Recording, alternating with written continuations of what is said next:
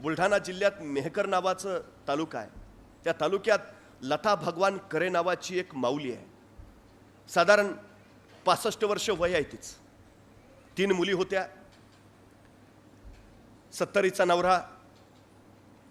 गरिबीशी संसार करत सगळं व्यवस्थित चाललं होतं. 3 मुलींची लग्न करून दिली. आयुष्यभर जेवढं काय कमावलेलं साठवलेलं ते सगळं मुलींच्या लग्नात घातलं.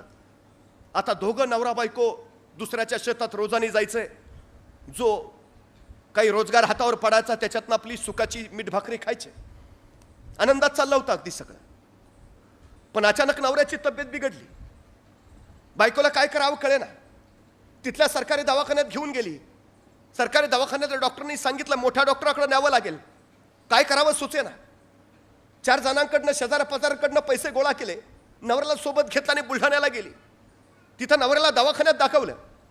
डॉक्टरांनी सांगितलं काय आणखी तपासण्या कराव्या लागतील पण त्याची सोय आपल्याकडे नाही. तुमच्या नवऱ्याला घेऊन तुम्हाला बारामतीला जावं लागेल.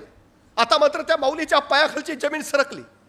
अरे आता इथपर्यंत यायला 4 जणांकडनं पैसे घेऊन आलो. आता बारामतीला जायचं कसं. तिथं आणि पैसे लागतील ते आणावे कुठून. करावं तरी काय. अरे पोटाची खळगी कशी बशी भरतो आपण. जगावं तरी कसं की आजारी माणसानं सरळ मरून जावं जगूच नये. त्या माऊलींच्या डोळ्यातनं घळघळ अश्रू ओघळायला लागले. करावं काय. ज्या माणसानं आयुष्यभर खस्ता खाल्ल्या, ज्या माणसानं आयुष्यभर स्वतःच्या खांद्यावर हा संसार पेलून धरला, ज्याने आयुष्यभर आम्हाला सुखाची सावली दिली, आज त्याच्यावर वेळ आली आणि आपण काही करू शकत नाही. ती माऊली आतल्या आत गलबलत राहिली. करावं काय. शेवटी परत आली. आणखी 4 जणांपुढे शब्द टाकला. मिळतील जुळतील तेवढे पैसे गोळा केले. नवऱ्याला सोबत घेतला आणि बारामतीला पोहोचली. डॉक्टरांच्या पुढे नवऱ्याला दाखवलं. डॉक्टरांनी तपासणी केल्या आणि सांगितलं एक महत्वाची तपासणी करावी लागेल. आता मात्र तिचा धीर कचला. तपासणं तरी किती करता तपासण्या. तिने डॉक्टरला विचारलं डॉक्टर ठीक पण खर्च किती येईल. आणि डॉक्टरांनी जो खर्चाचा आकडा सांगितला तिच्या डोळ्यापुढे दिवसा अंधाऱ्या आल्या. अरे कसं करावं तरी कसं. कुठून आणावे पैसे. न्यावं सरळ नवऱ्याला मर म्हणून सांगावं. करावं काय. काय आतल्या आत ढसढसत राहिली. बाहेर आली. त्या बाकड्यावर बसली. पदरानं डोळे टिपत राहिली. कसं करावं काय. काय सांगू नवऱ्याला. जावं माघारी सरळ परत मरू द्यावं नवऱ्याला असंच. आतल्या आत हमसत राहिली. थोडा वेळ झाला. डोळे पाणावलेले कोरडे झाले आणि त्याच बाकड्यावर पडलेला पेपर तिला दिसला. तो पेपर तिनं वाचला.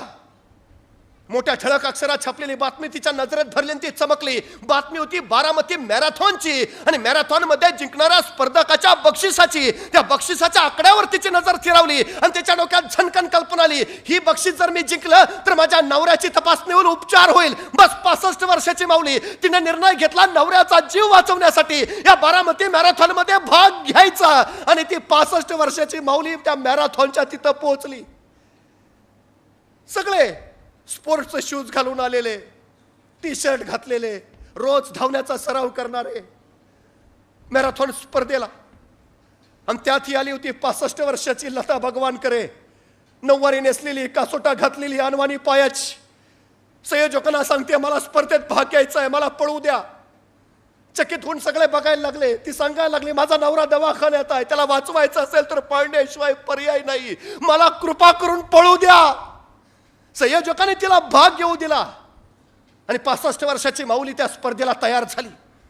बघता बघता पट्टी पडली आणि मॅरेथॉन चालू झाले. बेभान होती लता भगवान करे पळत राहिली. आजपर्यंत रोजचे रोज कसलेले सराव करणारे धावपटू पळत आहेत आणि त्यांच्या बरोबर पळती 65 वर्षाची नऊवारी घातलेली, कासोटा नेसलेली लता भगवान करे. डोळ्यापुढे फक्त नवरा दिसतोय. त्याच्यासाठी पळायचंय, त्याला वाचवायचंय, त्याला जगवायचंय. बस जिंकलंच पाहिजे. दुसरा पर्याय नाही. बेभान पळते. आतापर्यंत पळली होती रानात जनावरांच्या माग. आतापर्यंत पळली होती संसारला ठिगळा लावताना. आतापर्यंत पळाली होती संध्याकाळचे 2 घास कमावताना. अशी मैदानावर कधी पळलीच नव्हती. पण आयुष्य आता पळायला लावत होतं बेभानपणे. पळत होती आणि अखेर आवाज झाला. स्पर्धा संपली आणि त्या बारामती मॅरेथॉनची विजेता ठरली ही 65 वर्षाची लता भगवान करे.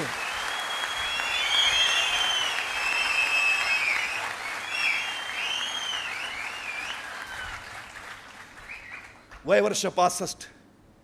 नऊवारी नेसलेली, कासोटा घातलेली, अनवाणी पायाची. तिच्या यशाचं कारण काय. इतर कसलेल्या धावपटूंसारखी ती वर्षभर मैदानावर सराव तर अजिबात करत नव्हती. त्या मैदानावरचे खडे टोचून आहेत म्हणून तिच्या पायात स्पोर्ट शूज सुद्धा नव्हता.